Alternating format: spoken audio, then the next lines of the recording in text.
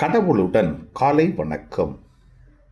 புனித மார்க் எழுதிய நற்செய்தி 1 அதிகாரம் 40 முதல் 45 வரை உள்ள இறைவார்த்தைகள். ஒரு நாள் தொழு நோயாளர் ஒருவர் இயேசுவிடம் வந்து, நீர் விரும்பினால் எனது நோயை நீக்க உம்மால் முடியும் என்று முழந்தால் படியிட்டு வேண்டினார்.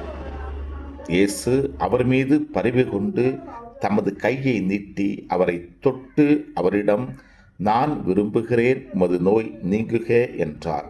உடனே தொழுநோய் அவரை விட்டு நீங்க அவர் நலமடைந்தார். பிறகு அவரிடம், இதை யாருக்கும் சொல்ல வேண்டாம், கவனமாய் இரும். ஆனால் நீர் போய் உம்மை குறிவிடம் காட்டி நோய் நீங்கியதற்காக மோசே கட்டளையிட்டுள்ள காணிக்கையை செலுத்தும். நீர் நலமடைந்துள்ளீர் என்பதற்கு அது சான்றாகும் என்று மிக கடுமையாக கூறி உடனடியாக அவரை அனுப்பிவிட்டார்.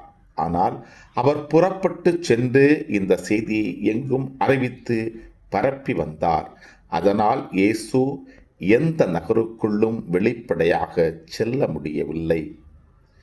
வெளியே தனிமையான இடங்களில் தங்கி வந்தார்.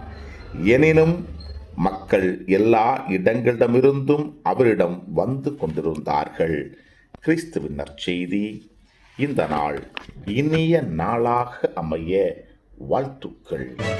சல் சலாச்சல் சல சல சல சல் சலாச்சல் சல் சலாச்சல் பல பல பல புதுமைகள் பெருமைகள் இனிமைகள் இறங்கிய நல்ல நாள், ஒரு நல்ல நாள், நம் தேவன் தந்த நாள். இது நல்ல நாள், ஒரு நல்ல நாள், நம் தேவன் தந்த நாள்.